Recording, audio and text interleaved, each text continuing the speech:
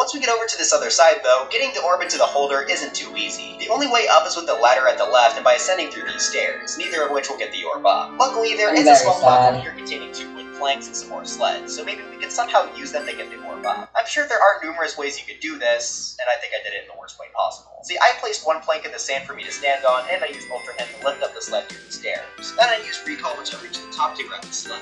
A bit overcomplicated, but hey, it worked out, and I was able to finish the try. I really love this one for a number of reasons. Not only was the challenge pretty good, but just the aesthetic of seeing such a big, open shrine was pretty refreshing. Most of all, getting launched away is fantastic. This is easily one of my favorite shrines in the game. 2. An uplifting device. This shrine is all about the hot air balloon. At first, that may not seem like the most exciting element to base a shrine around, but I personally thought this was one of the most fun shrines in the game. Right as you enter, you can really see what the hot air balloon is capable of. It's when it's placed flying above a torch. Using that knowledge, we have to make some sort of craft to get us up to the top of this room, all the way from the bottom. Lucky for us, there are quite a few spare torches and balloons, along with the platform as well. This allows us to easily set up a craft and fly up to the next section. I didn't have a character. This next level presents us with a locked door, and right above us, there's a present. Unfortunately, it's far too high for me to reach, but there are a few notes in this. But there are a few tools up here we can use, namely another torch and balloon. By placing them both under the switch, they can fly up into it to solve the puzzle. This was a really good way to use the item. It's not super obvious, and I love it when shrines come up with unique ways to use items like this. That brings us into the main room though, and this is really where the shrine picks up. We actually start at the top instead of the bottom, which lets us get an overview of the room. We see that in order to exit, we'll need to bring an orb into the floor. We can also see that we need a second orb to make the jets. The orbs are both sadly on a much lower level now, which means we have to make something to bring them up. But there's just one problem. These orbs are almost as heavy as your bomb, and one balloon isn't enough to make it up to the top. Plus, that's just one orb. If you want to bring both up, you'll definitely need something else. Luckily, there are plenty of resources down here. Numerous torches, balloons, and heck, even flamethrowers. There is only one platform to work with, but that's still enough for our goal. That does limit us though, so we have to be really creative to come up with something to get these orbs and ourselves up to the goal. This is why I love this shrine so much, because there are just so many ways you can go about this. There's so much trial and error here, and it's just a lot of fun trying to attach all of these pieces together to try and reach the goal. There are so many ways you can configure these elements together, and I'm sure everyone has their own way of doing this. So now, I think it's about time I proudly introduce my creation. Yeah, I made the most bizarre gizmo imaginable, but seeing it actually work out in the end was not only satisfying, but super fun. I absolutely adore the creativity required to beat this shrine, which is why I think it's one of the best in the game. I loved everything about this, and I really hope you all enjoyed it as much as I did. Again, I have like no reference to being part of that, so this could easily be a bottom tier. But yeah, for me, I think this definitely deserves to be placed super high on the list. Alright, so before we get into this, I just want to say right off the bat that deciding on a winner this time around was super hard. I know I said my top 2 in my Mario Odyssey ranking was close, but I was at least confident in my choices. This video, though, many of the game's shrines are really close quality ones. Like in Mario Odyssey, the 2 ones I put at the top were clearly created and would made me see fast. While there are definitely standout shrines in this game, they're all much closer together. I can easily understand someone giving number 1 to a shrine I put 30 or even 40 slots lower than this. Now this can be seen as both a good and bad thing. On the one hand, it's great to have such consistent shrines, but on the other hand, I found it harder to attach myself to particular shrines than I did particularly to Mario Odyssey. Now granted, Mario Odyssey was out for quite a long time before I made my video, and it is my favorite game I've made, but I also feel like that top 10 would be nearly identical to a top 10 I'd make for Mario. I mean, you get to play as Bowser in A Long Journey's End. How cool is that? Okay, sorry, I had Bowser. Just that the Kingdom is different, and that I can easily see myself changing all this. Heck, I did a lot during this video. Some shrines moved up around 40 places compared to my rough draft. Even while I was recording audio for this video, I decided to move it. So all of this to say, my number 1 isn't nearly as strong of a number 1 as my Mario Odyssey. I think that's okay, because that means I greatly enjoyed the Odyssey.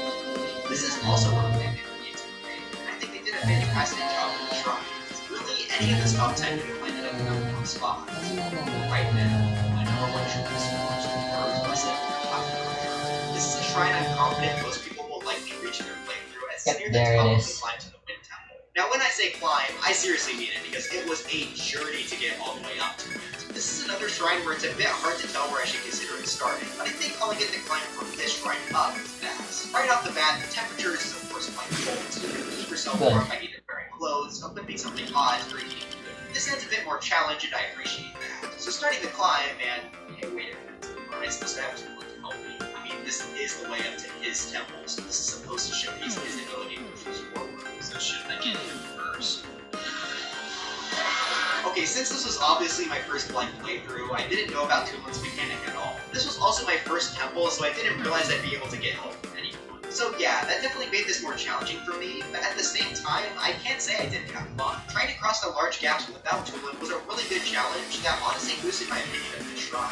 So yeah, right away, we have a gap that looks near impossible to cross, but luckily there is one floating platform we can just barely snag onto and climb. This does have a construct, so we have to take it out before moving on. By jumping off the highest point on this platform, we have enough air to reach our first trampoline.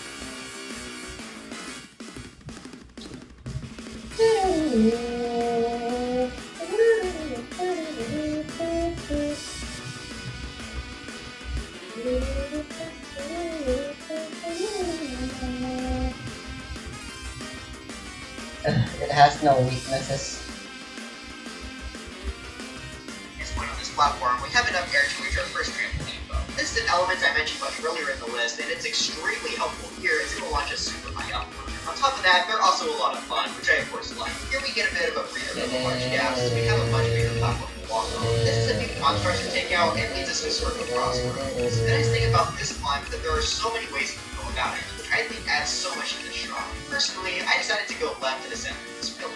This not only leads to another construct, but also a chest, which are also placed all over the spine, which makes it even more fun and interesting. I was able to find a nearby pillar with a small alcove, which meant that I could use this and throw it to reach an even higher position. From there, I could just barely reach the next platform to keep moving. Then I glide through a few more platforms while fighting a construct before reaching our next trampoline. This one has a bunch of ice covering it though, which we can get rid of by jumping. It's a small thing, but I always enjoy breaking this ice. While gliding, I decided to take a look up and, before landing on the next island, we can see a flux construct in our path. Luckily you can ignore it, but I'm happy it's here for a bit of extra challenge. Personally, I decided to take it out because I just love fighting these things. Our next trampoline boat is covered once again, but this time with some destructible rocks, which we can get rid of with the claw. After gliding from this ship, they really start to ramp up the trampolines. There are quite a few we have to jump into. That's absolutely no problem for me though, because I love platforming. But what is a problem are the enemies flying around to take us out. Just kidding, they sent me out. Eventually, we reach a spot where we can relax a bit, as it's mostly closed off. Inside, there's some chill bitten trouts, along with some chill shrimps, which can be cooked in this place's pot for some meals to prevent freezing. I really appreciate this small break, and I'm sure the people relying on meals do as well. Once we're done resting, we can continue flying between a few platforms, taking out this small horde of constructs in our way. From this point on, the enemy count definitely starts to ramp up, which is good as it keeps us on our toes. This comes to a head with this final group of constructs, which are extremely deadly because they can throw children bombs. After taking them out though, we can use the bombs to our advantage to reveal a chest below, which I again love to see. Then we run into a problem, a platform that is just too high for us to reach. While to some people it may seem over, there are luckily a few tools here to help us out. Making a cameo appearance from our number 2 shrine, we can use the nearby hot air balloons to float up to the next level. I appreciate them also throwing in some building for this shrine, since it's mostly been platforming and routing so far. Since my battery's sucked at this point, I can't use the balloons to go too high, so I just descended through a pillar to continue. This brings us to another section where we had to jump into the trampoline.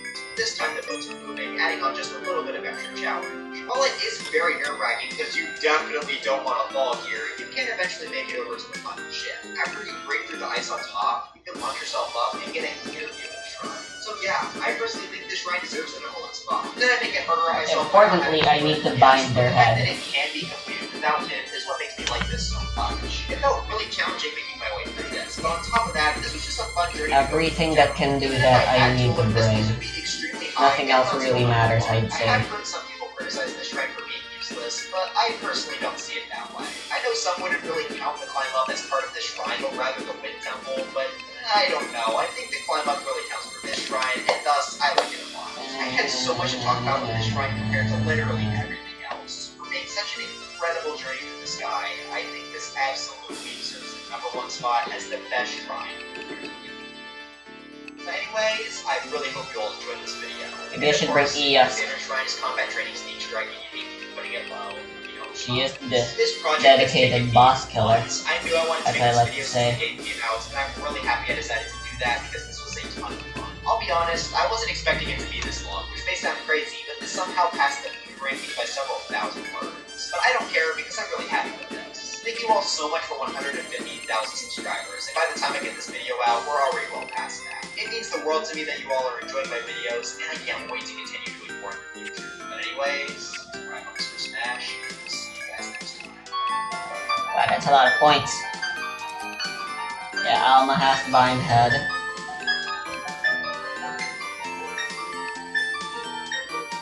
Io has Bind Head. Mayara has Bind Head. Veil can Bind Head.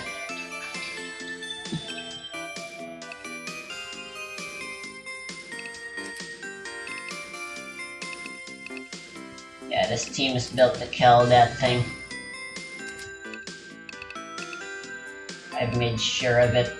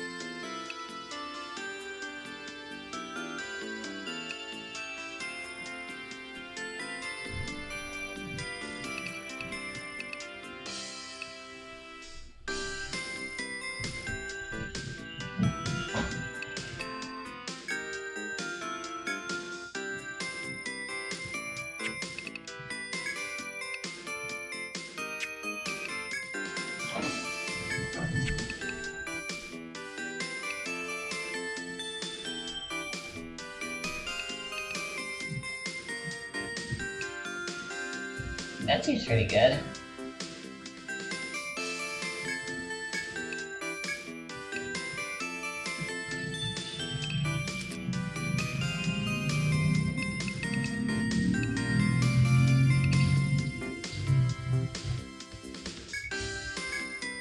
I meant to get the rogue version of these.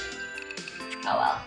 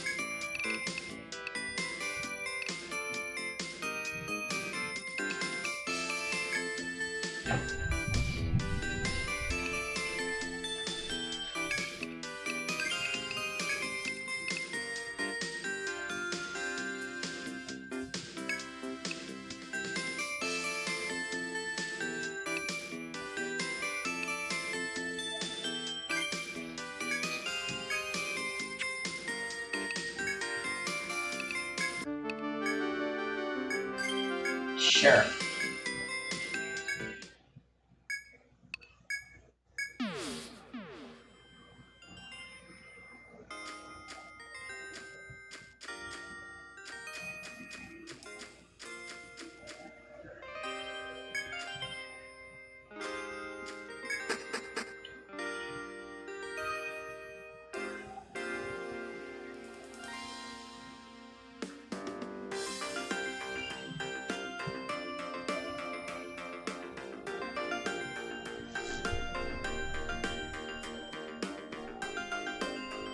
So today we're speedrunning through Cuphead, but we have a Mugman army. We can do this by playing on the legacy version of the game and then making both the first and second player bound to the same controller with an exploit. Then, if we remove the second player and immediately spawn him again, we clone Mugman. You can do this legitimately as many times as you want, and it makes for a pretty fun speedrun. Now after we start the speedrun and skip a couple cutscenes, we're going to want to get the 3 points for this dude before entering the first run and gun section. And for the run and gun section, all we're really worried about is getting all 5 gold coins so we can get some better weapons. It doesn't really matter if we take too much damage or anything like that, we're just trying to go fast. But after we finally finish that stage, we can buy both the roundabout and the lava for both Cuphead and Mugman. Now it's time to get on to the fun part. So we start out with the root pack, and this is actually a really fun fight. First of all, we're going to want to clone 3 different Mugmen. Then after we get all of them, we're going to want to go right up next to this guy and repeatedly switch between firing lobbers and roundabout shots. Basically, since we're on the legacy version of the game, we can double our damage by just constantly switching between these two. And yeah, you can see it kind of just destroys enemies. Finally, we'll finish out the carrot guy with some EXs. Alright, so Warrior Mike is literally just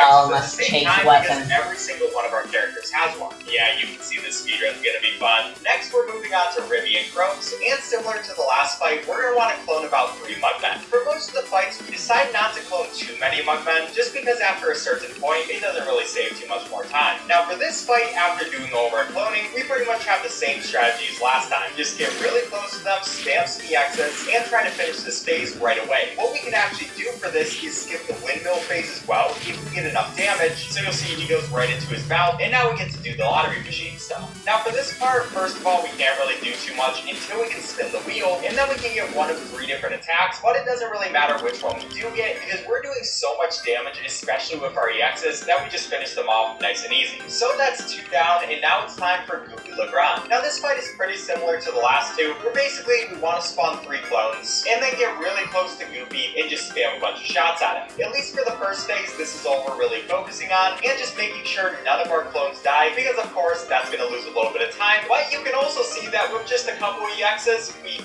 already killed him. Yeah, this glitch is actually insane. He didn't even get the chance to get big. But alright, now it's time for Hilda, and this is going to be our first air fight. Now you can still do the glitch in the air fights as well. She it does feel like a tiny bit different timing, but I'm not actually sure if that's true or not. But pretty much like all the rest of them, we just want 2 to 3 clones. Then we're basically going to be up in her face and try to shoot as many shots at her as we can. We're also going to use our EXs whenever we can as well, just to get in that extra damage. There's not too much to say about this fight. It's basically just do a bunch of damage, trying to go fast, and eventually she's going to start a complaining phase. Now you can't actually damage her during this phase, it only fills up your EX bar. So we make sure not to use any EXs until she gets to her moon phase, and then let them all rip and she will go down pretty easily. So finally, let's move on to the last fight in World 1 against Cagney Carnation. Now the flower is probably one of the most satisfying fights using this glitch, and that's because this guy gave me so much trouble when I was speedrunning this game normally, but if we spawn 3 clones and just get right up in his face, all we have to do is stand by him, jump, and do a ton of damage. And we're going to end up doing so much damage that he'll get into his second phase, but not even get the chance to use it. Yeah, this just feels right. Then of course, we talk to King Dice and make it to the second world where the challenge is actually going to get hard. So to start off, we talk to this guy, and he gives us bombs that we can use for our air fights. In the second world, I choose to do the fights that I find the hardest, just so if I have to reset, at least I don't waste too much time. And one of those fights I find annoying is going to be against me. Now, I don't really have a set amount of Mugmen I'm trying to spawn for this fight. I just try to spawn as many as possible, as fast as possible, until he finally decides to use his chest move, and we actually have to start dodging attacks. Then we just want to get really close to him, and use both our bombs and our regular shots, just switching off between the 2. That's hopefully going to do a ton of damage to him, and now we can move on to this phase, which, you know, it's pretty simple. You just kind of go through and destroy the faces, try not to die. Not too much to explain for this. But after we get done with that, I'm going to spawn a couple more guys just so we can hopefully finish him off really fast. And he's going to show his face, and we just want to get really close to him, switching between the regular shots and the bomb shots. You also see if he does kill my Mugmen, I can just go and parry them and save their lives. So we don't don't there have to it be is. too careful, and we can just finish him So, off nice and easily, skipping his they last two changed phases, their which is going to pattern save us a ton of depending time. on So yeah, that the fight time is of definitely day. a run killer for That's me, and so is Beppy interesting. the Clown, the fight we're doing next. Now for this fight, we want to spawn exactly 3 Mugman clones, and then we're going to jump over him, and we're going to do just the right amount of damage. I usually use the cards in the bottom left to see how much I'll damage murder I've done, you. and once I've done about 1 1/4 cards, I know I'm probably going to be fine, so Beppy can come charge at me, and I can use an EX. As you can see, we get this weird animation where there's a bunch of explosions. So now Beppy isn't going to switch to any of his other phases, and you'll see that this weird texture glitch happens. But we can keep damaging him and pretty much just finish him off, which was actually really scary Everyone because we only had 1 focus on HP Headbind. left. But at least we got another run killer down, and let's go on to an easy level. So Bonbon is a very hard boss when you're playing casually. At least she was for me, but when we Oh yeah, use shock Strike, arms can we help. just I forgot. completely These destroy give her. I only need to spawn 2 volt Mugman clones, resistance. and then we just completely obliterate all of her minions nice and easily. Like, they're not even on the screen for more than 2 seconds, and they're already going to be dead. So we go through every single one of these mini bosses, and finally she pops her head out, and we can finish her off just as easily with a few EXs. Now after that, it's time for another air fight with Wally Warbles. For the Wally fight, I usually try to spawn 3 or 4 clones, but honestly I don't keep track of it too much. And then we really want to make sure that none of our clones die, so I stay pretty far away from it. In this fight, I actually decided to be a little risky, and you can see why that's not a good idea, so I just went back to my normal strategy, staying away from him and doing damage from afar. Once he gets into this phase, we can also start using EXs, and yeah, pretty much just taking his health out little by little. Then once he gets into the little bird phase, we're going to want to get right by him and start using our bomb attacks. You can also see right there, I lost all of my Mugmen.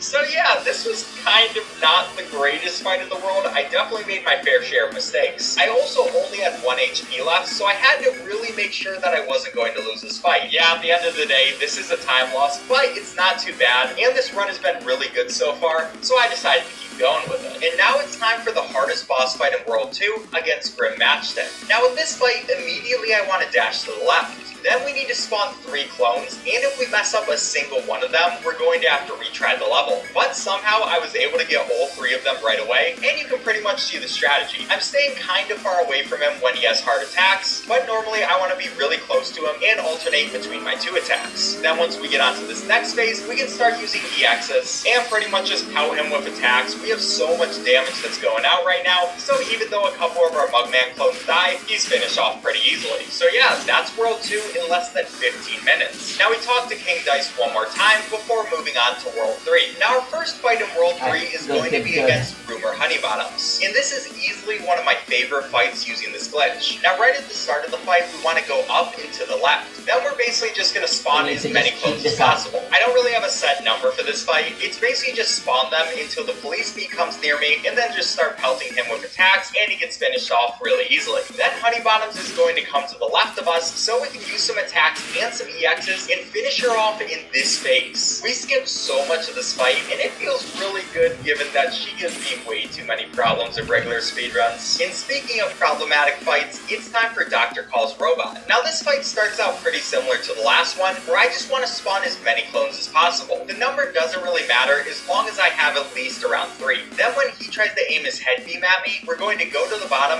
and destroy that part of the robot. He'll then try to shoot another one, so we can go to the top of the robot and destroy that as well. Now at this point, it's just a game of patience, because we can do a very quick kill as long as we don't try to do it too fast and make sure that none of our people die. So it's pretty much just hit his hard enough times with every single one of our bomb shots, and that will finish him off before having to do the extremely long phase that you normally would have to for this fight. This is another one that feels way too good. Now moving on to Sally's stage play, this fight isn't too bad. We start off with spawning about 2 to 3 clones, and it's pretty much just the simple, get nice up close and personal to them and do as much damage as possible. Once she gets onto her second phase, it's pretty much the exact same thing. I mean, what do you expect for this fight? It's an easy one. Her next phase is going to be her Devil phase, where we're going to want to use an EX and finish her off as she's going back up. Yeah, we kind of just ruined her wedding. And let's ruin someone else's day, because now it's time for Werner Rurman. Now at the the start of this fight, it's pretty much just spawn as many clones as possible, you know, like a bunch of these fights. Once I feel like I have enough, we just want to get close to it, but some of these attacks are really annoying, and I actually got hit there, but it's pretty easy to save my clones if I'm in the same area. Then once he gets onto that phase, we start using our EXs and pretty much just finish him off before he even gets in the cap. Yeah, that's another really satisfying fight. Next we have Captain Brinnybeer, and like for a lot of these fights, we only need about 3 clones. So I'm going to make those right away, and we're actually going to play this fight kind of safe, because when he uses the squid attack, it's really easy to get hit and lose your clones. So I stay kind of far away from that, and then when he doesn't use that attack, I'm going to get right up in his face, use some EXs, and try to do as much damage as possible. Eventually, he's going to lose all his health, and it's time for the next phase, which we finish right away by just using a single EX, and there we go, the fight's already done. We only have 4 fights left at this point, and now it's time for Cala Maria. Now this fight is really interesting because we actually want to make sure we don't do too much damage. If we do too much damage before a certain part of this fight, it's actually going to soft block us and lose a ton of time. So right at the beginning, I'm only going to spawn around 4 to 5 of my guys, go up to her, and use a couple of my bomb attacks. Also, while trying not to get hit, obviously. But after a bit of those bomb attacks, I'm going to switch to my regular attack, because it is really easy to do too much damage to her and just ruin the entire fight. It's actually happened to me before. Yeah, I gotta love it. But as soon as her electric eels show up, that's when we want to stop attacking, because this is when it can easily soft block. But after we wait a bit, we can start attacking again and just do way too much damage to her. We just pelt her face with bombs and finish her off extremely quickly. Now it's time for the Phantom Express, which actually has a really cool strategy. Now we start off with basically spawning as many clones as possible. I don't really have a limit for this one. It's pretty much just spawn them until it feels right, and then we can start attacking back at the ghost. But I actually made a really stupid mistake here, and I didn't line up my clones before we attacked them. So once the platform moved, I tried to correct my guys, and yeah, kinda just had to retry the level.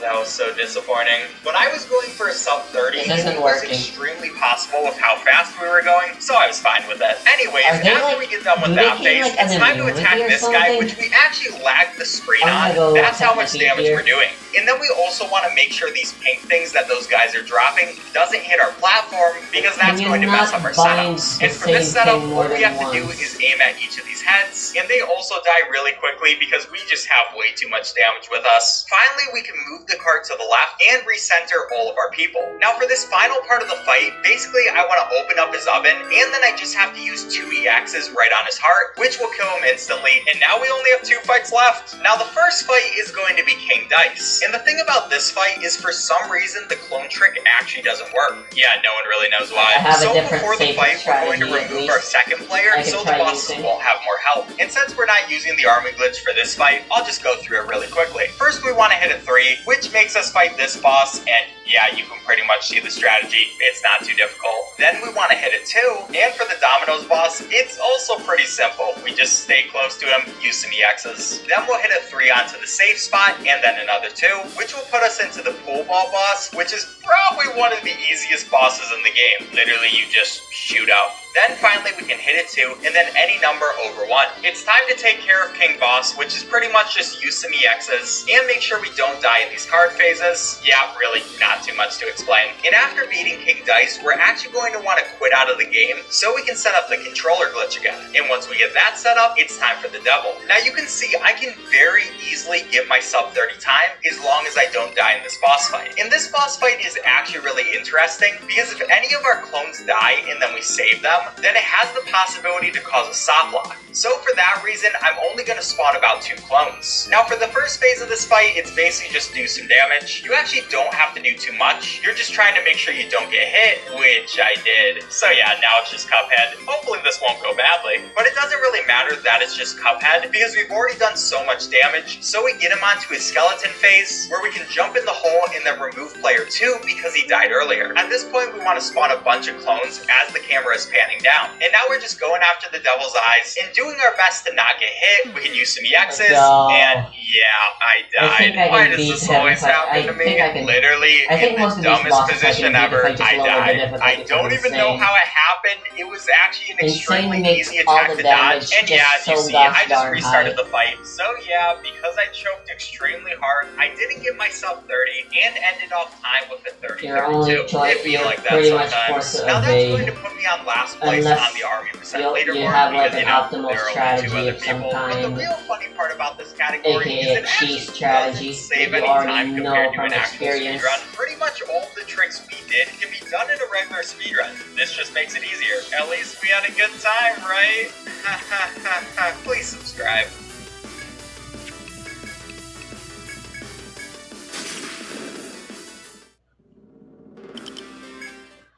Or you know, you grind.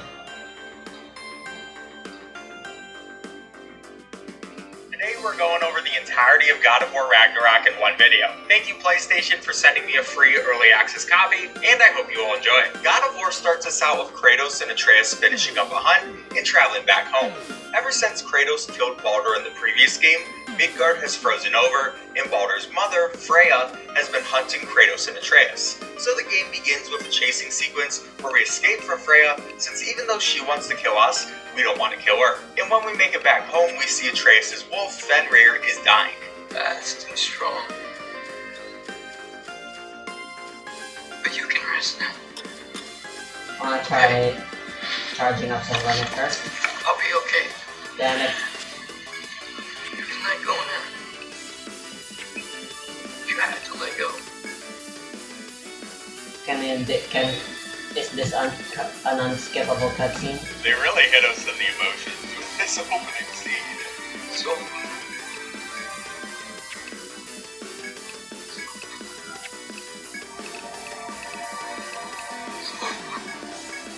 Sorry, buddy.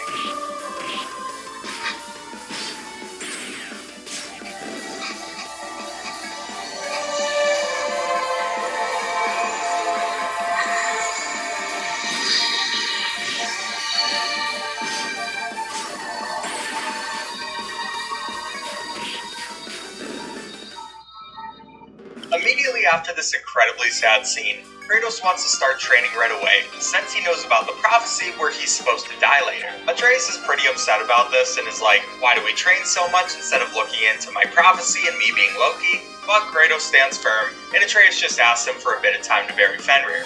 So Kratos goes to sleep, seeing the boy Mimir on the way. In his dream, Kratos' late wife Faye tells him that they don't have much time and there's still a lot to do.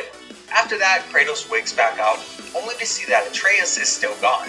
So we go looking for him, beating up a bunch of raiders on the way, and finally we make it to our first boss fight.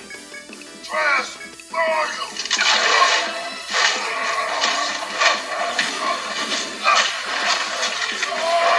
Hey buddy. Buddy, please stop. Alright, first kind of boss fight. I feel like this is gonna be like the first God of War, where it's not really a boss fight, but it kind of is. And then we'll like fight our first actual boss fight after we save Atreus. That's probably what's gonna happen. Also, please stop. He's so cute, even though we're in a brutal battle. Sorry, I'm looking for this health. Thanks. 1 second. Hey, one second. We can't dodge in between attacks. And sorry, buddy. I could be doing so much more damage if I just had somebody shooting at him constantly.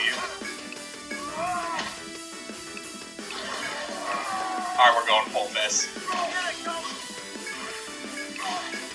Feels good. Man, this is for Atreus that you probably ate. I mean, the one good thing about having the prophecy is he's probably not dead if it's a prophecy, even though I'm going to die soon. Oh, we'll take that health. We can get a couple more hits. Excuse me. Alright, we almost have it done. This is the last part. Probably a cinematic sequence. This is on purpose. You know, you gotta do this for the last health bar. Everybody knows that. Excuse me, buddy. Well, this is gonna be a brutal death. Okay, I thought when I was pressing R3, I would be doing the killing. Not him literally putting me in his mouth. I could've just finished you off with regular hits. Jeez. Poor guy. Alright, don't attack my talking head.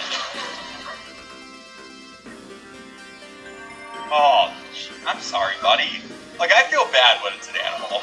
And now he's slowly going away. Or, wait. Oh. Sorry about that, boy. So yeah, Atreus can turn into animals now. But we're not going to worry about that too much just yet, because we got to head home. And once we make it there, both Thor and Odin show up, offering us a deal. They reveal that Atreus has been looking into finding Tyr, the Norse god of war, who Odin has apparently murdered, and Odin wants him to stop. See that we all want the same thing? Alright. Here's a deal I know you can trust. I'll settle your debt with my axe.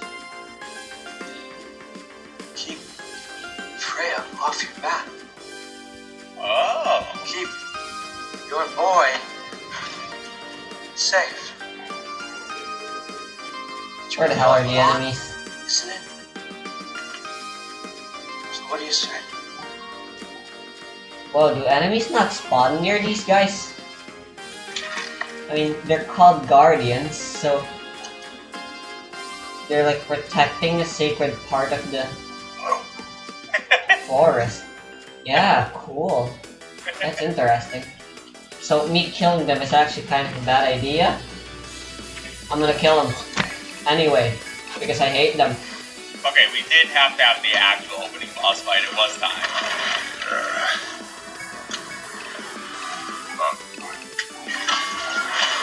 Not in the house! Why does everybody destroy the house?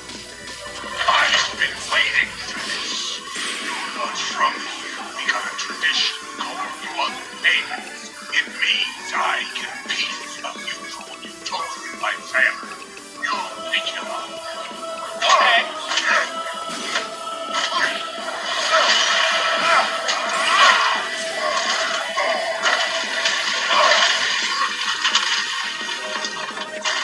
Alright, bud.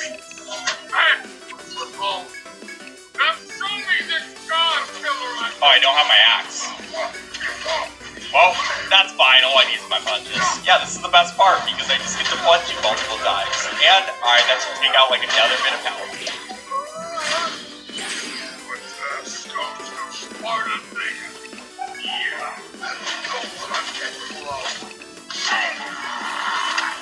Tell me a lot about the axe. Oh, that's gonna hurt.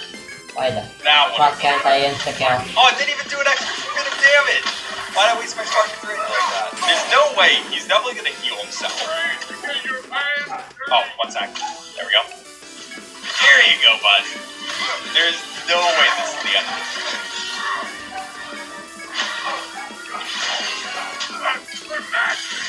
I don't even remember who these people are, okay? You think I remember these names?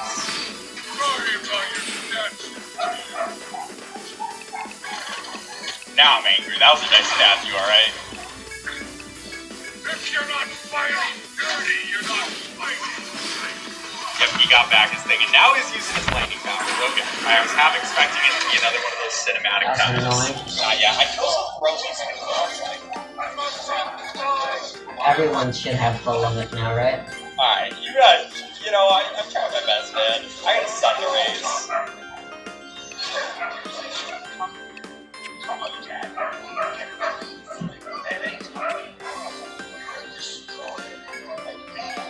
Yeah, you're also weak. You're barely even a destroyer, to be completely honest with you. Okay, well, maybe Sam said that one. Wait, what?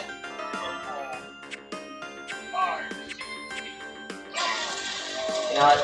That is awesome. This is good enough.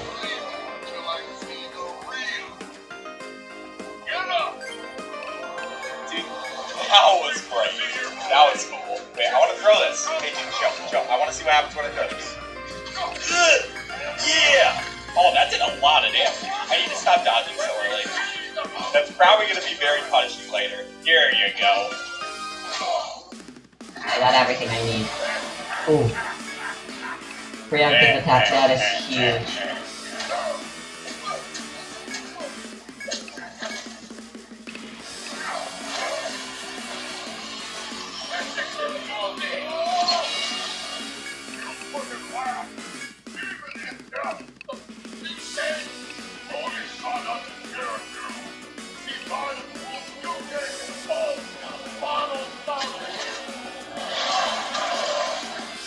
What if I summon Pascal and just spam the reflector? Oh, what is going on?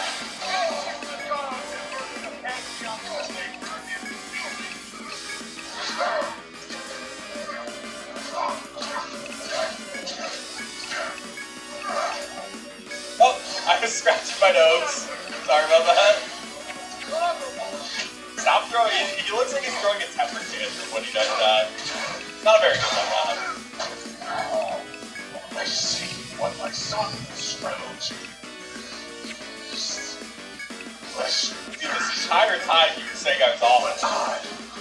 not my son. That's your boy.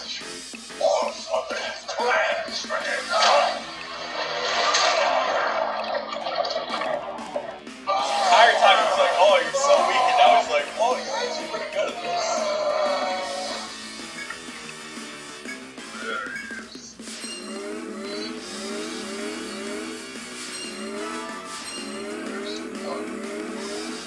Are we done now? Okay. Fun fight match.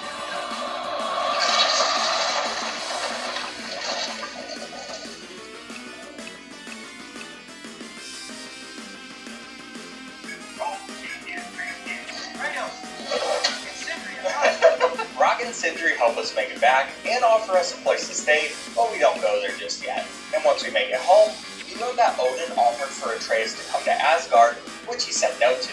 Atreus also really wants to look for Tyr and Kratos now, and decides to show him something to convince him. We follow Atreus to one of the shrines, and Atreus opens it up, so we get to see the prophecy. Somewhere only giants were meant to see. These shrines tell their stories to the world. And it turns out the real stories are secret stories. Those they kept here. Inside. It's so nice that Kratos You remember the likes story of the Stolenhati? The wolf giants? Odin captured them because he thinks it'll help control when Ragnarok starts. That's not the whole story. See, it shows the giants setting Stolenhati free. Is this the past or the future? Depends when you're looking at it. Spoken like a giant. See, the wolves are safe. Somewhere in Vanaheim. So the first place Odin would look, I suppose. There they are, chasing the sun and moon. Old habits. Until, look, the wolf gets stolen. Somehow, Atreus. see, Hati's got nothing to chase. When they see celestial bears, a victimless event. Not totally sure who this is, but someone comes along and rescues them. Then, the moon blocks out the sun. Like total eclipse. I haven't seen one of those in 100 winters. But then they chase an arrow. Things go back to normal. What does any of this have to do? We're coming to that.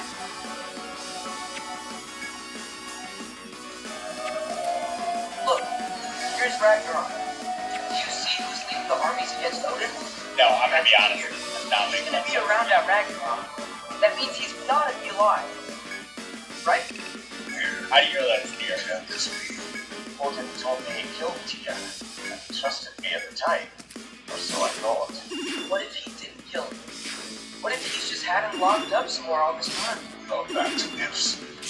Nothing. Wait, You're going home. After this, we learn that Atreus has been sneaking out with the help of Sindri, which Kratos isn't too happy with, but he considers looking for Tyr.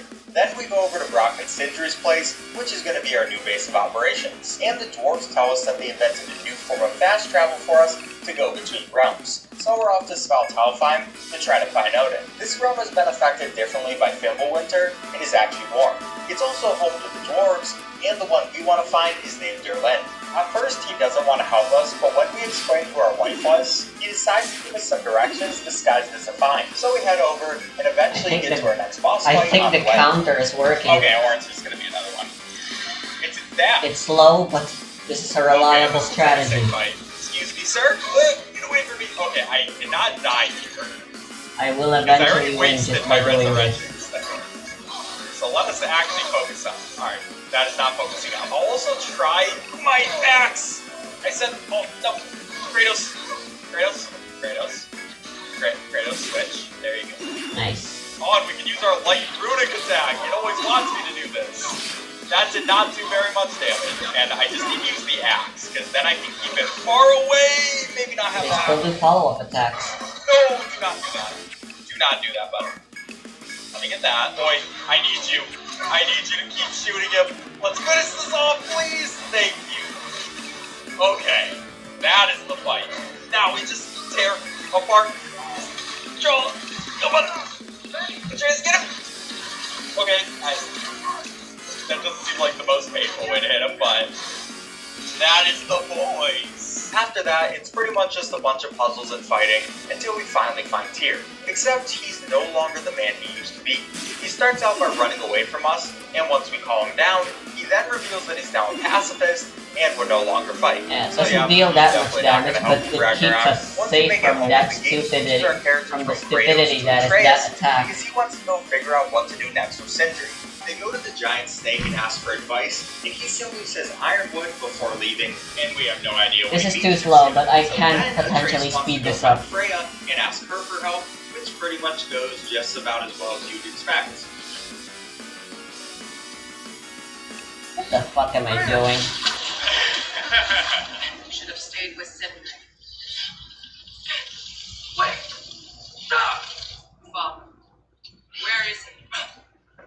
Not here! He sent you? No! He doesn't know!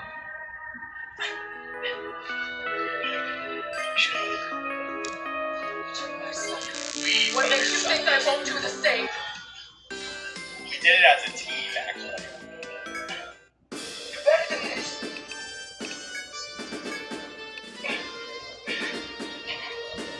Alright. V3.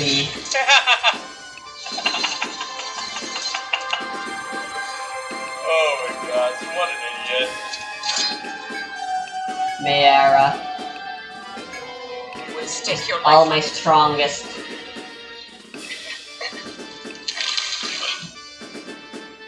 What do you know of me? I mean, we were friends for a while. No, you haven't killed me yet. So while you're thinking it over, why don't you let me go and I can tell you why I came? Came to plead for your father, save your breath. His fate sealed. But you know who's to blame for everything. Cannot get to own it. Nor do I need to. Ragnarok will take it. Yeah? Well, what if I told you that he came to Midgard? He came to us. Offer peace if we don't move against him. Claims Ragnarok's already been averted. It lies. Probably. Maybe. But if you know Gro's prophecies, you know it depends on an I army don't of know who giants. else to bring.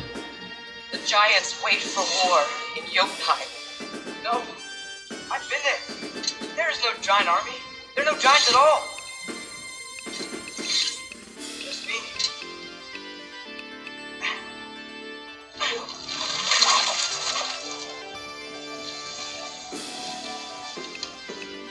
Jotunheim. We learned the truth. My mother was the last guardian of our people in Midgard.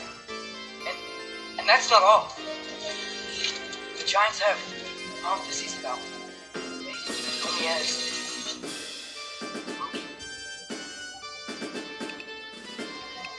That means nothing to me, but okay, cool. Mara.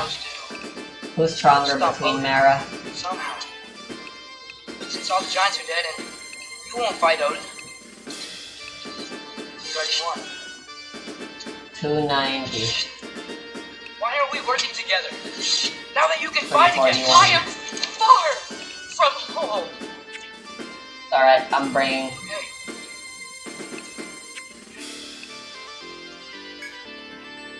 We found here.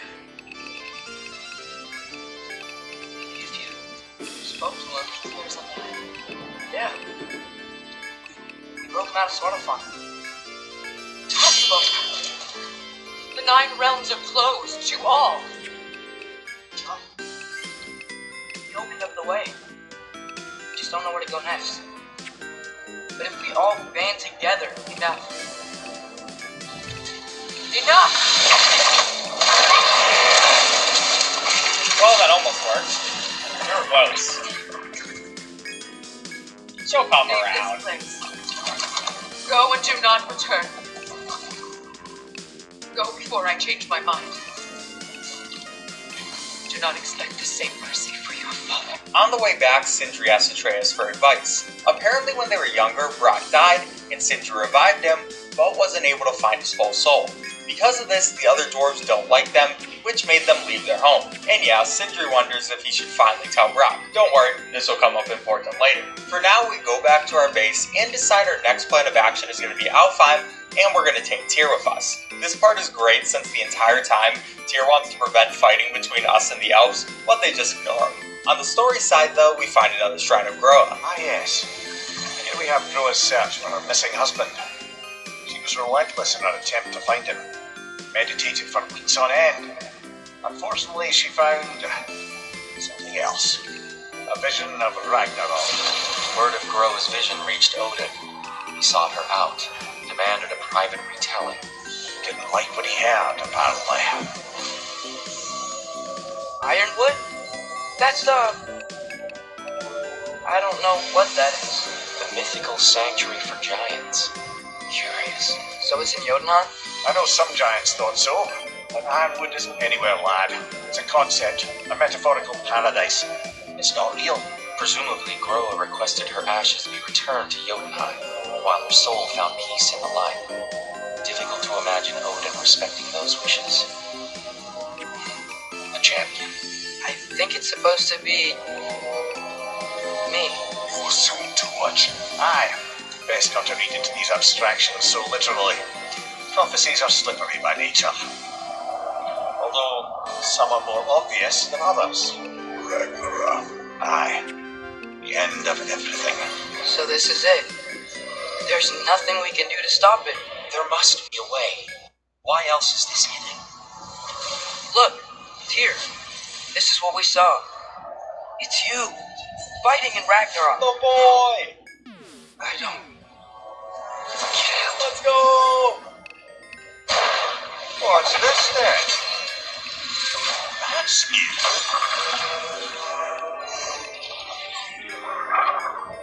Asgard is destroyed?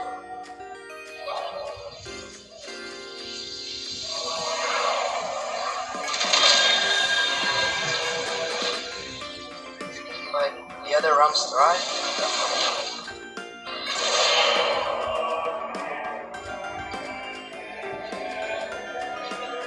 And Odin dies.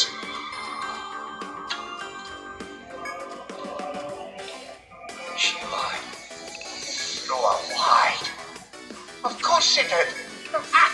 Odin's working off a false prophecy. So then, we can win Ragnarok. We can beat Odin. We are not present in any of this. But that was Tyr leading the charges against Asgard. Plus, Hell's army was there. And the elves. Champion. Okay, whoever that is doesn't matter. But for the first time, we know something Odin doesn't. We just saw we could win. Tyr? I won't allow prophecy to define my choices. But we just saw No, it. Atreus. It's wrong.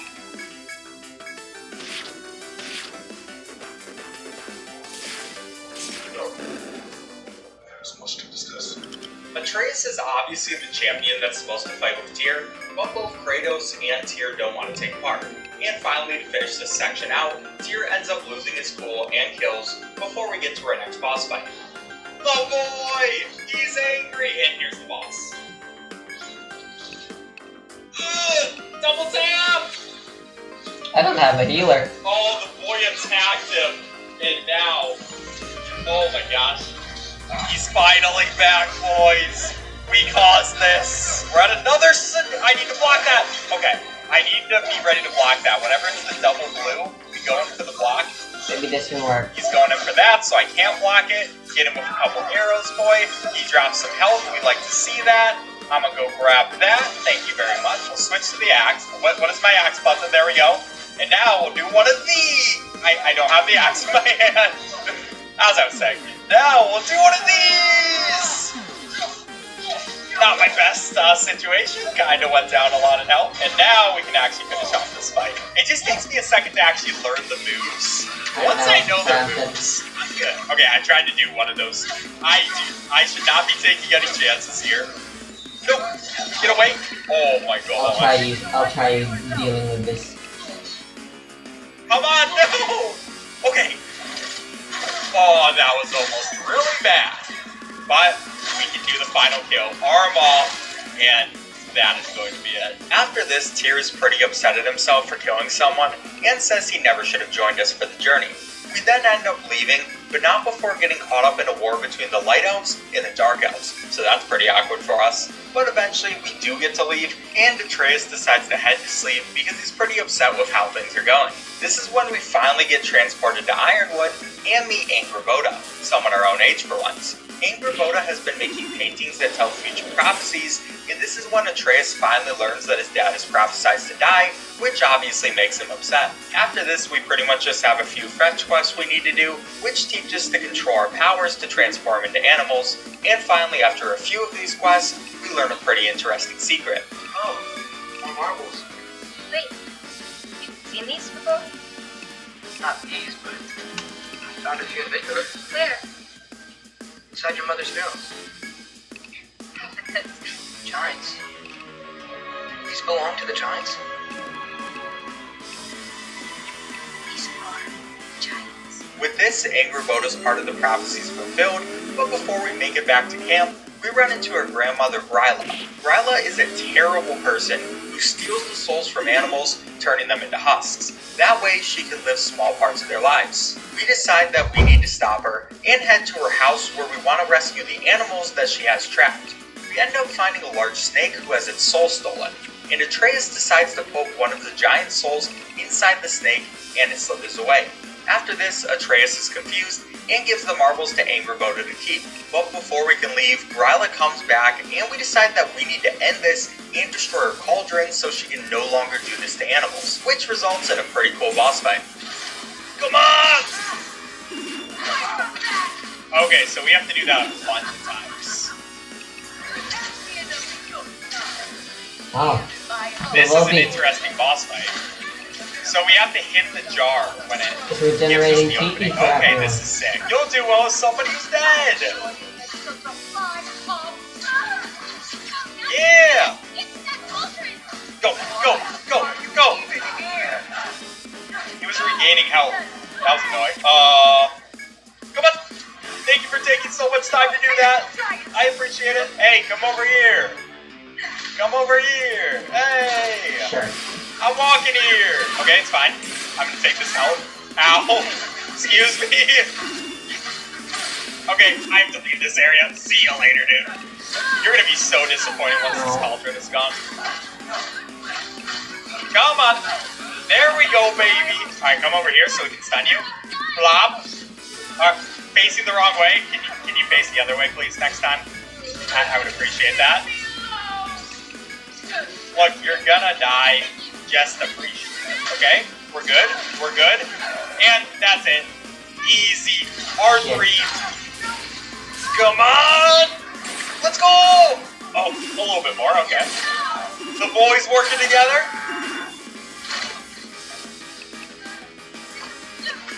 Come on, let's finish this. Let's do it. Goodbye! Come on, it's almost gone. Thank you very much. Easiest destroy of my life. Alright, that was fun. Anyways, bye forever, Angrboda. To transport back, she tells us to think of home, but we think of the wrong one and get caught up in Midgard. Then once we make it to a portal, Kratos is already waiting there and thinks we went to Asgard since we were gone for 2 days. But before we can talk too much about that stuff, we get interrupted by another boss fight with a Valkyrie. What the? Oh my gosh, I was not expecting that at all. So now we get another boss fight. Cool. We also have health, which is nice. But I just need to make sure that I'm focusing. That did not hit him at all. That's fine. I just blocked that? I didn't even know I could. Okay. This one might be a bad one. Why I really does it need to have get that such help. high evasion? I really need to get that help. Thank you. Let me get that one too. Okay. How do I use his... okay. I'll use it. Let's use it. Give me a little bit of help, brother. Hopefully we'll get our rage soon as well. I wish I could use Atreus' rage, but I am not sure how to. Alright, we got into a special moment. Is it just me now? Ouch. Alright, let's chill. Come on, man. You really want to fight here? We also have double, or like more rage. Okay, that didn't work. Rage Fury replaced by Valor. What does that mean? Activate Valor Burst for a short health boost. Okay, like when there's the red circle, we know we can't do anything, but we can block that. Block that. Dodge that, because we saw the red shield, or circle, or whatever you want to call it, and we're doing well. Block that. Even reflects it back at her. She has no idea. Alright, I'm learning the combat. 8 hours in and I'm learning the combat. You're going down. It's over for you. Now that I learned how to play this game, after so long, people have probably been yelling at me in the comments.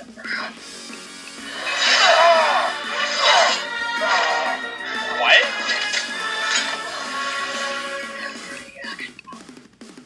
Every violation you imagine.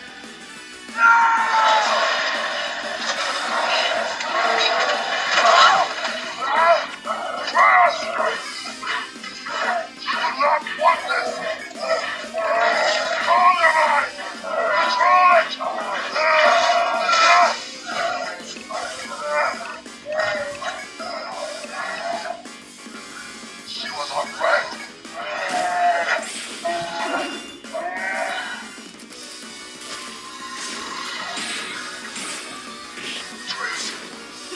Baby. For the moment,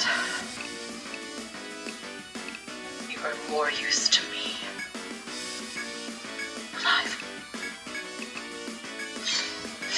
So Freya finally has her change of heart and decides that Kratos needs to come with her to Vanaheim to break Odin's curse that keeps her in Midgard. So now we have the squad of Kratos, Freya, Mimir, and Brock so we can see an old friend. In this area, Freya needs to stay as a bird in order to not get transported back, and we travel all through her old home.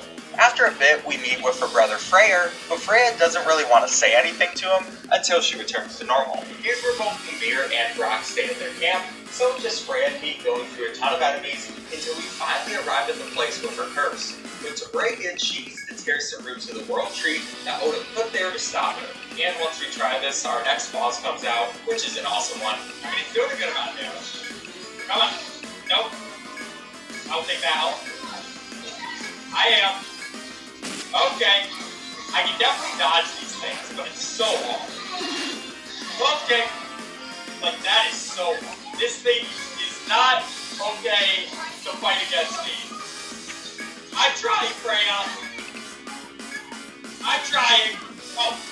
Let's go. Come on, man. Get down. Get down there, buddy. Okay. Now it's not just hanging out in its portal. You deal with the roots right now, alright, Freya? Okay. Quick tap. Help me interrupt. Okay. Got it. Freya, you should be going for these roots. Do not be watching me right now. I know! You don't have to keep telling me that! You think I'm not listening? We are really going to be killing this thing. This, like, indestructible thing that should not be able to be killed. Come on! Alright, Kratos, you got this. You're still waiting for, like, this fight. Don't worry, Freya. Please. Hurry up. Thank you. Oh my god. Alright. Now we have a bit of a fighting chance. Let's do this together, Freya.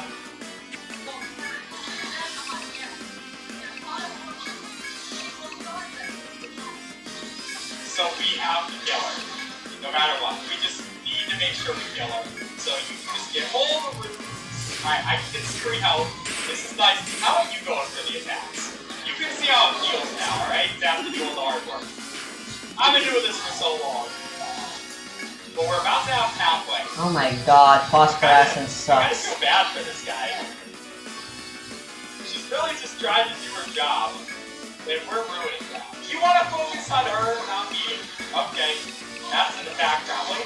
That is an attack probably. Come on, Freya. We got this. Okay. Oh, there we go. Oh! Alright, yeah, get down from there, buddy! Get down from there! We have not done any damage to it in a while. This thing is insane. Let's do some more. Bob! Oh, I gotta go for it! Ah! Thank you for going for the attack that is just super easy to do. You probably should be thinking a bit more, but I'm not gonna do that. I'll think a bit more. Okay. Huh? There we go. Is there any health? No? Okay. I guess we're using the axe now. You want to drop some health, buddy? Oh, you did! Thank you. Alright, Freya. They're almost dead. I'm back to being a whip. I mean, I probably shouldn't. I have a ton of health, honestly. Fine. We can finish out with our tree. The bine's already gone. Oh, Let me try getting it back. a little bit of a cutscene. I appreciate it. Get him, Freya. This creature very much did not deserve this. But it is what it is. It's playing loaded for that. Oh, it's still alive. Never mind. You know, good thing I had all that extra health. That would not have been a good thing if I didn't have that extra health. But now, it is dead. Wait, it's almost dead. Now it's dead. Okay, baby. Oh, kill him really quick, Freya. Nope. Nope, buddy. Just staying in here.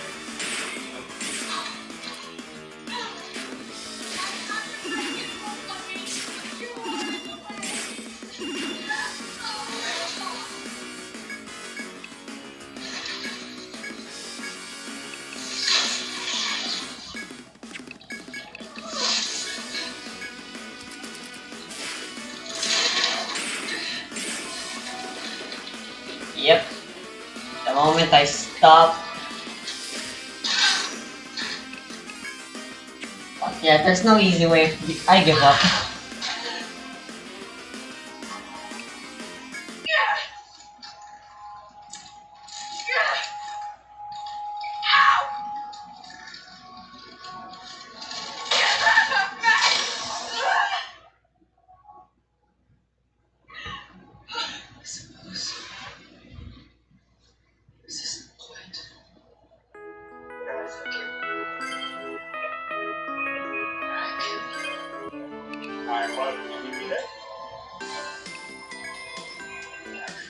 Yeah, I really think my only option in order to kill them right now with the powers that I have is to just lower the difficulty because oh my god, this insane difficulty is just fucking stupid. Why am I playing in this difficulty?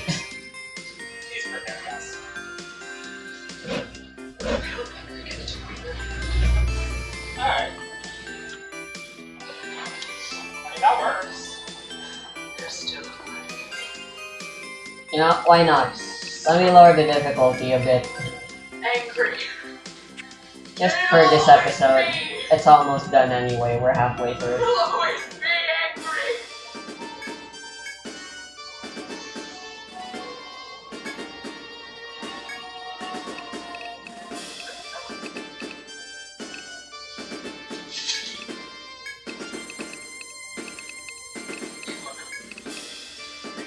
Alright. Let's go. Progress. You know, I think our relationship is pretty good. So yeah, Freya's now free, and she's gonna be one of our new companions. All we need to do now is head back to our base. Well, on the way, Freyr does ask her to stay, and she tells them that now that she's free, she needs to actually be free and be able to go wherever she wants. But they make up, so that's nice. Now once we get back, we ask Atreus where he went, but he made a promise not to tell anyone that Ironwood actually exists, so he can't. Kratos accuses him of lying, and ends up pushing him away, causing Atreus to go back to Midgard to be by himself. Eventually, a bird from Odin comes by, and Atreus decides that the best course of action is to actually go to Asgard so he can act as a spy. That way, he can stop Kratos' death. And Asgard is pretty great. The only problem, though, is that we were transported outside of the city, and you can climb a gigantic wall to get over to it. Yeah. This part is honestly pretty fun. I'll And go after with a this really team. long journey, we finally make it to the top. I feel like that defies physics. Someone up here. Oh, I meant to switch the... Oh boy! Hello. Hi. So, what part of the enormous wall nature? Oh, visitors must be.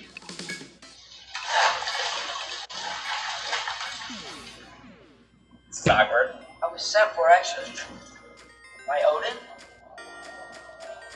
The Allfather sent for you. Huh? Right. Yes, I'm going to drop you. Goodbye. The command the Allfather's gonna be when he finds out you killed his guest. Loki of the Jotnar? The enemy of my people. Ooh. I am not your enemy. I will be the judge of that.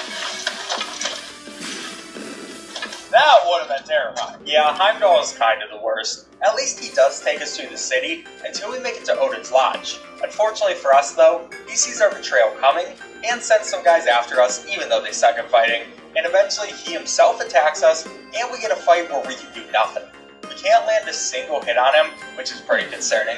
So we need to wait until Thor finally comes to our rescue, and Odin says that he knows we came here to betray him, but he's going to convince us not to. After this, we get a tour of the city and our own room before meeting Thrud, daughter of Thor. She's awesome, but we don't have too much time to talk, since we need to see what Odin wants with us. Odin reveals that he has a broken mask in a Terran reality. Odin theorizes that if they complete the mask, they will gain knowledge of everything and be able to subvert Ragnarok. He can't read the language though, so he needs us. Atreus also gets hope for the mask, because he thinks he might be able to use it to save his dad, and we quickly figure out that the first piece we need is in Muspelheim, so now it's time to go with Thor. Oh, also we borrowed a sentient sword from Odin, so we got the squad, and this group is really effective at taking on enemies. Honestly, I kinda love Thor. Then, before we get the mask piece, we distract Thor with the trials here, so we can go check out another shrine. And we see Angrboda again, so it looks like we're both trying to change our destinies. But this shrine is interesting. Started. Who is that? Not Surtur, that's for sure. No, they're Frost. Mara. I don't think I've heard of her before. And here comes Surtur. Wow. This must have been some fight. Yeah, until it wasn't. They just stopped? Oh, no, look. It's because they fought together. Looks like they even became friends. Good friends. Are they? Yeah. They are. Oh, well, that's good for them. But it looks like their The way forward is love here. caused them to combine into some kind of huge creature. Ragnarok. Then, What the fuck is this? right? We saw that he rode a shrine. No, that was something. Oh, hey, remember the snake we put that soul in? Can't really forget that. I saw it. It's getting bigger. Like, faster than normal bigger. Yeah. I had a feeling that would happen. Binary eyes would definitely be useful. I'm gonna hang back here. Don't want your friend to see a giant penis. Of course. Just be careful. After that, we meet back up with Thor and find a piece of the mask. Then we head back to Asgard, and the game transitions us back to Kratos. Oh my Kratos fucking and everyone God. else is worried about what's happening with Atreus, so they seek out the Norns, people who can tell us our destinies. And of course, on the way there, we fight another really cool boss.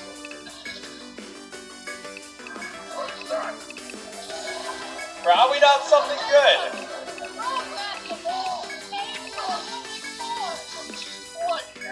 Oh my gosh. No, I couldn't be his Okay. bodyguard. I should probably take out the axe, but it is also a frost phantom. So maybe not. Let's try this. Alright, not too bad. I don't know know if we're actually doing any damage to it. Let me experiment with your death. It'll be fun for both of us. Maybe once we get it fully up on its gray bar, then it's gonna go down. Oh my fucking Now god. attack, and... Okay, now we can actually beat it up. Maybe. Oh, we have to protect the pole? Alright, that's one of them. Easy. Now we gotta do the same thing again. Alright, this isn't that bad for us. Where you at? There you are, buddy. Let's finish you off, bud. There we go. That was a really fun encounter. Okay, now we can finish his brother off. Easy. Alright. Doesn't have a little bit of health left. You should just die, bud. We're like beating up something that doesn't exist right now. But now it really doesn't exist, so that feels good. The Norms also decided to put us through some really messed up trials, making all 3 of our party members live through some of their most painful memories before finally deciding they're done with testing us and we can learn about Atreus. Kratos, Freya, and Mimir's head. Enter the home of the Norns. Tentatively.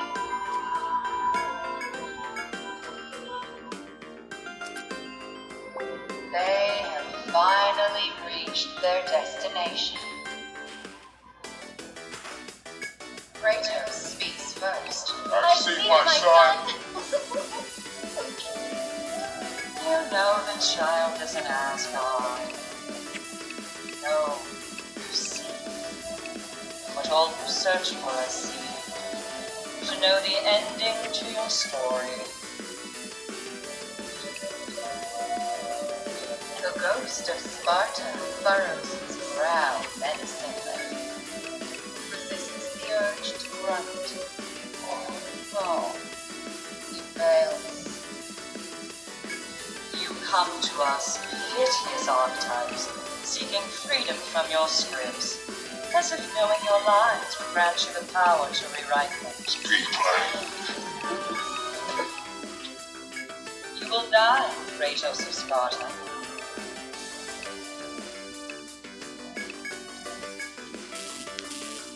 Are you calling the destroyer of fate? There must be a way to surpass destiny. There is no destiny, Puck. Protagonists are speechless. They do not understand. There is no grand design, no script. Only the choices you make. That your choices are so predictable merely make us seem prescient. When my son was born, shut up!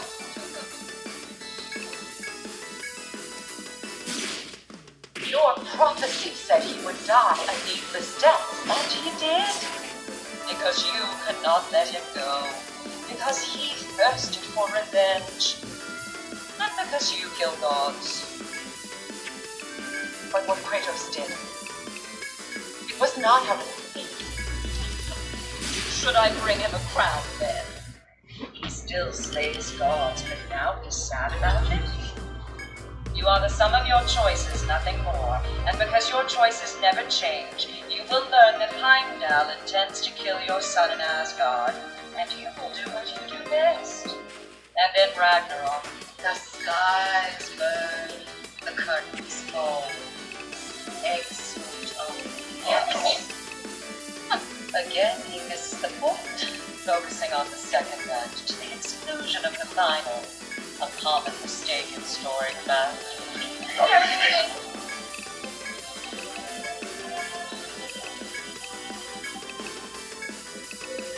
He stalks away, followed closely by Freya. I enjoyed your story, Kratos. Pity it has to end so soon. What'd I ever do to you guys? Now, even though Kratos thinks destiny doesn't need to be followed, he does want to protect Atreus and ask the dwarves to make a new weapon for him to fight Heimdall. They decide to bring out a magic ring called the Draupnir and make the journey to Svartalfheim to find the Lady of the Lake, since she can turn the ring into a sphere. We decide to take Brock with us instead of Sindri, but Sindri is really against this. Either way though, we go with Brock and successfully get our new weapon. When Brock asks her to bless it though, this happens. It would be an honor if you might. Bless.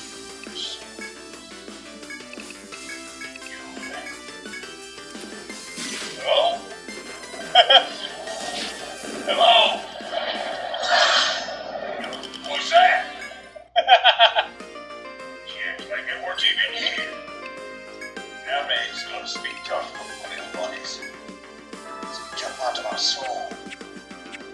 Specifically, I'm missing.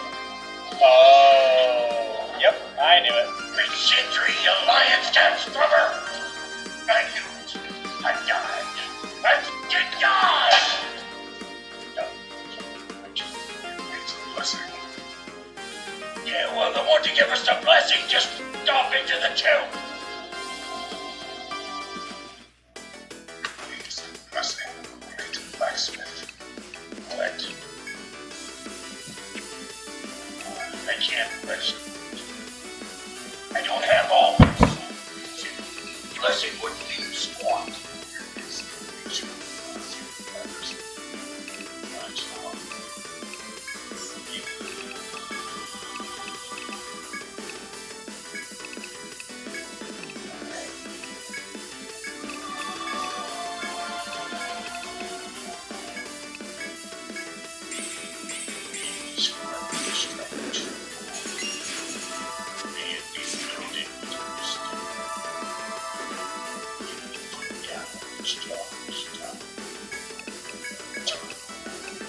You spit on it. So that's why you didn't want Brock to touch it. Now makes sense. So yeah, unlucky for Brock, but we have our weapon, so we're doing pretty good. On the way out here, we do run into Odin though, and get to have a nice chat. But other than that, not too much important stuff, so later we head to sleep and get to have more dreams of our late wife. It's basically just the same stuff as last time, keep Atreus safe, and now it's actually time to be Atreus. Here we're going for the next piece of the mask, which looks like it's in Helheim. And this time we go with both Thrud and Heimdall, though Heimdall quickly leaves us to do his own thing. We have a pretty fun time until we see a big dog named Garm. And without thinking much, Atreus frees Garm, not realizing he's chained up because he can tear holes in the fabric of reality. Yep, that happened. And to make matters worse, the other part of the mask wasn't even here, and Heimdall returns to make fun of us for being dumb. Now Odin kind of doesn't even care, but Atreus realizes that he messed up big time and decides to go back home, leaving the mask and sword. We then immediately go back to Sindri's house, only to see that one of the tears is bringing a ton of enemies here, so we help repair it and go back to being Kratos. Now it's time for Kratos and Atreus to have another journey to Helheim. At first, Atreus wants to tame the dog rather than kill it, but that doesn't work out too well, so we go with Kratos' plan next. And this fight is really cool. Time for the boss fight, let's go.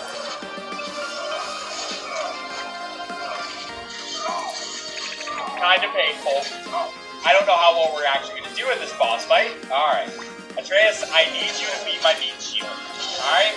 I know it won't be a fun position, but it needs to be one of our positions. And it's sure as heck not gonna be mine. He's gonna stomp, I shouldn't roll right away.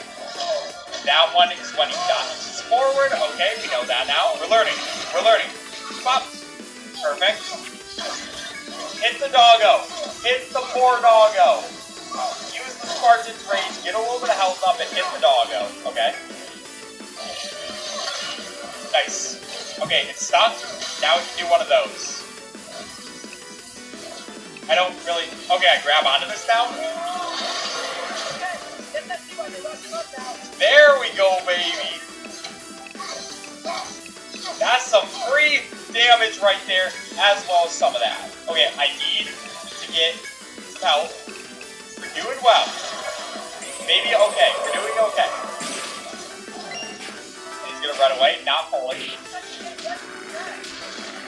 Pop. Pop. That wasn't heavy damage at all. Pop. Pop. Okay. That's just heavy TP. Yeah, go for that. I don't really care about that. Please! Maybe I do. Doggo, come on. I need you to give me some stuff where I can actually attack you. This is a good strategy on your part. I won't lie. No! Please. Please, doggy. Just go down. Oh! Oh! Ah! Let this be the end. This is it. This has to be it. This has to be the last little bit. I have literally no health right now. I gotta be ready for these quick time events. Oh my gosh. Oh! Okay, press O. Still far Press O. away. Fast as possible. Come on. Come on, Kratos. There you go, buddy. Kill him, Atreus. Kill him as fast as possible. Go.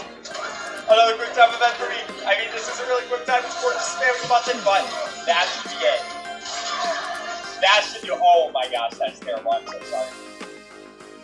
I am so sorry, buddy. Alright, that was a fun fight. But now it's time to leave, right? Except we find out that we can't actually kill Garm because he doesn't have a soul.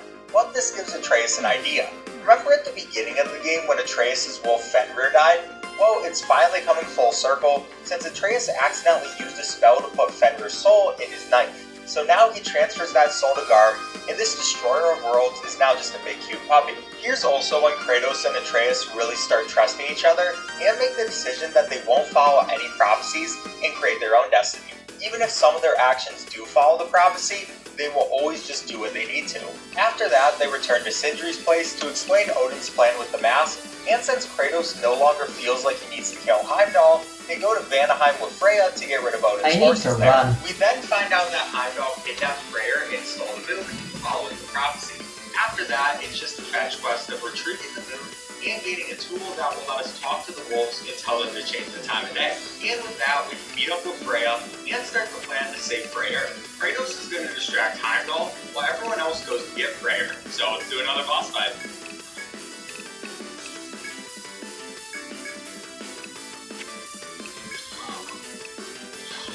Yeah, I do feel a little bad. I mean, this guy, I feel bad that he has to beat us. That is very sad. That was super easy kill ball. Now I get to kill you? I feel so bad about killing this thing though. I mean, it's probably like a nice guy. It is a big easy fight. Easy dodges, that's all I'm gonna say. We use one of these, and we should finish off that one. Nice. I mean, a little bit. The fear triangle was unnecessary. Sorry, buddy. Sorry about that, buddy.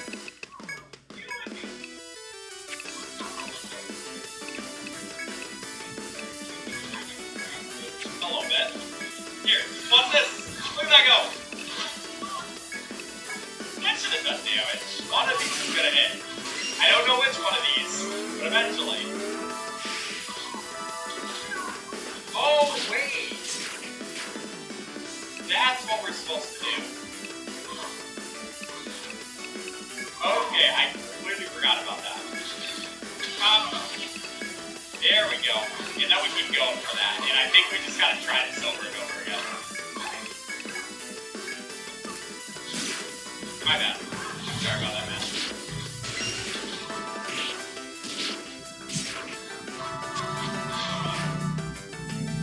Got him!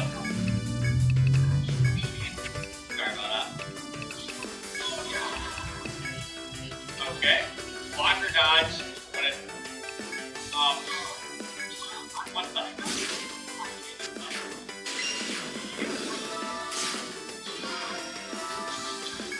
Okay. We're doing something. I don't have any help. I'm definitely gonna lose here. But he's kind of letting his rage go with it. Or his rage either. Ow. I didn't mean to. It's okay, I was just going for health, man. This guy is not doing the best now. Never mind. It's alright, he sucks. I mean, honestly, I'm kind of thinking now. At first, maybe not. Dude, this is pathetic, I'm not gonna lie. Are you gonna die by my aerial attacks? Alright, at least they're gonna die this way. Goodbye! Easy! All it took was one hit to mess him up.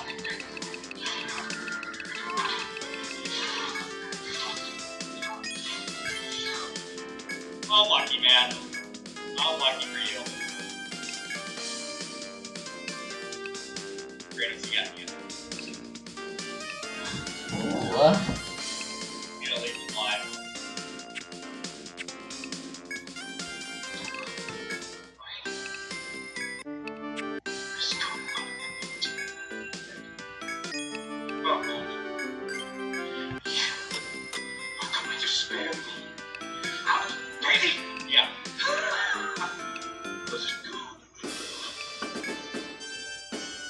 Alright. I'm gonna try.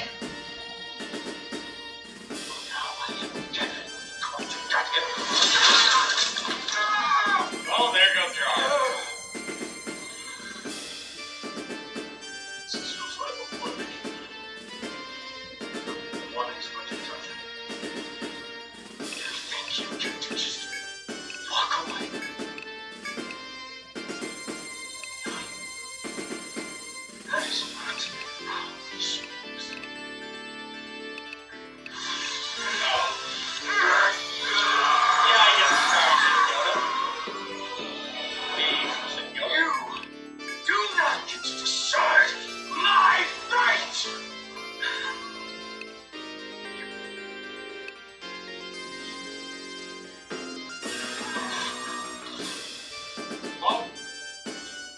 Alright. Now he's going crazy. Yeah, not our best idea, Kratos. Not our best idea.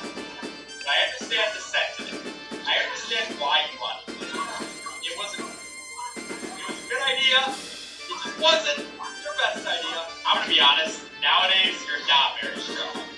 You kinda just do the same predictable attacks, and I punish you for them, and it happens over and over again. Let's go. Alright, that's it. Got the buddy. Okay.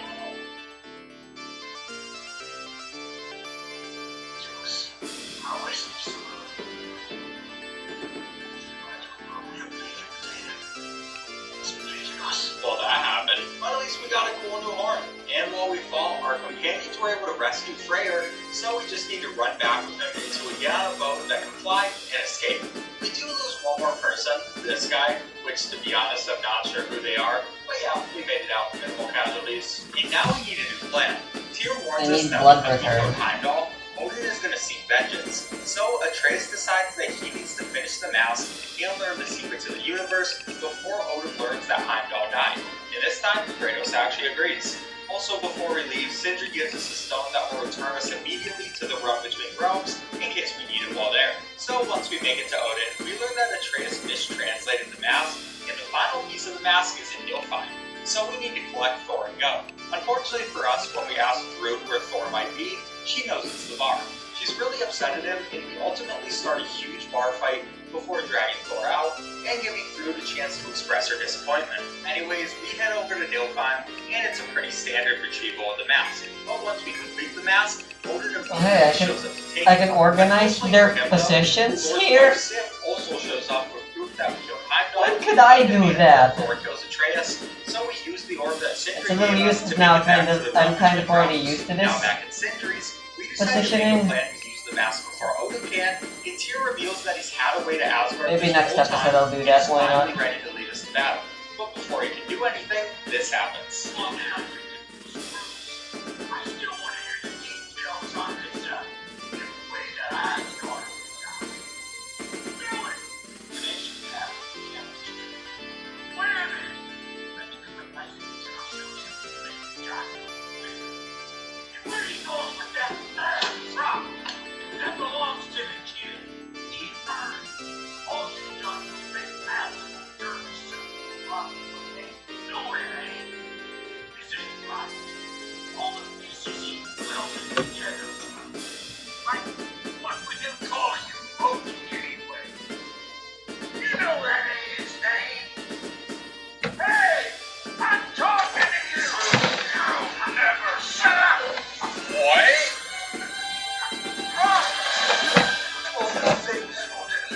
Let go of the boy and face me. Brother has thrown me the mask and you better take it. What? He dies. No. It was part of the plan. But you guys, we got square for Heimdall. And honestly, you got a bargain. I will kill you. Plan on that. Seriously? So nice spending time with you again. Freya, please. Can't be in two places at once. Trick. Hey, yo, Hey! Sarah. I don't move. You don't move. Don't do anything that will crack. I regret many things. Killing you will not be one of them. Unless my son. I'm in control! Here! Throw me the mask! Now!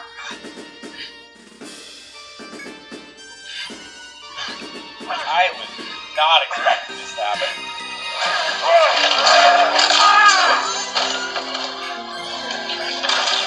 Too bad, son. Looks like more after all.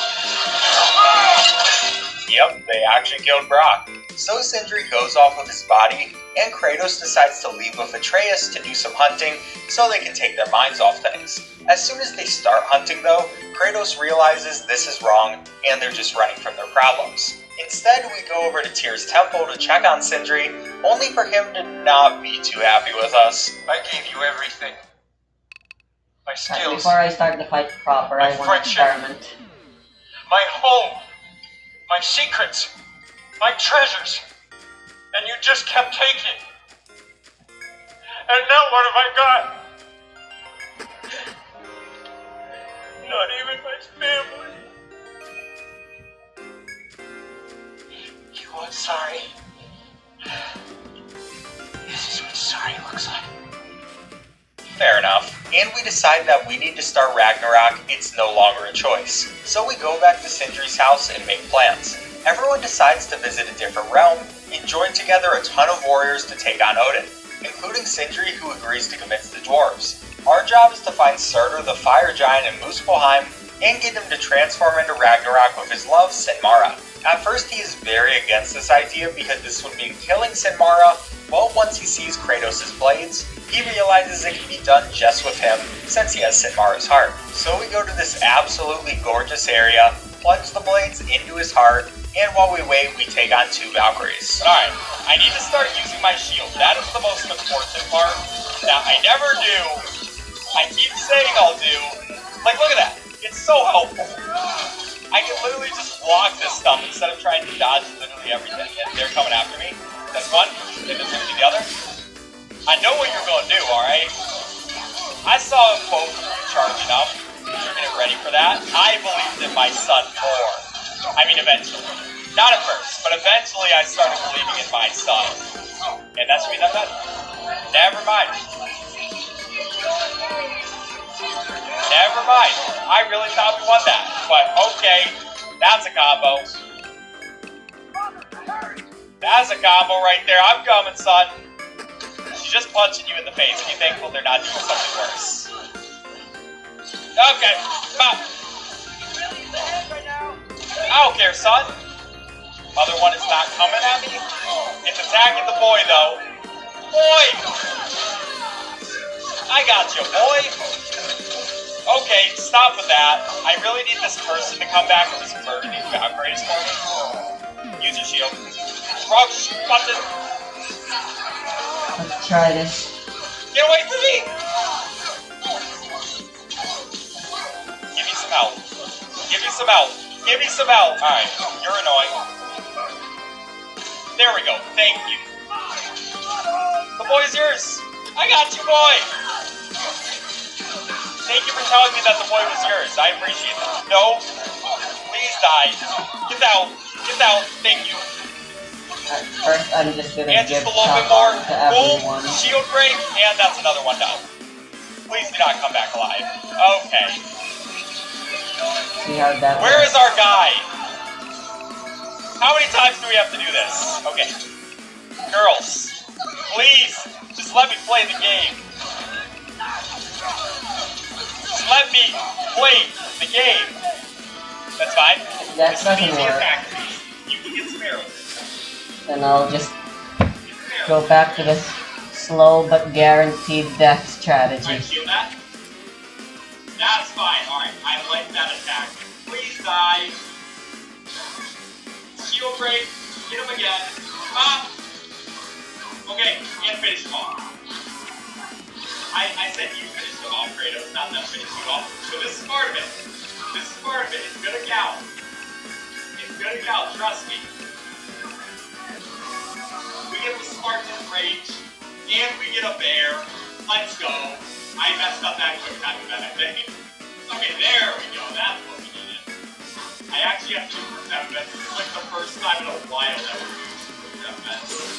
But we got a bear. Atreus, can you switch to these 4? Just start using this more. Okay. fight. Yep, this boss is gonna suck.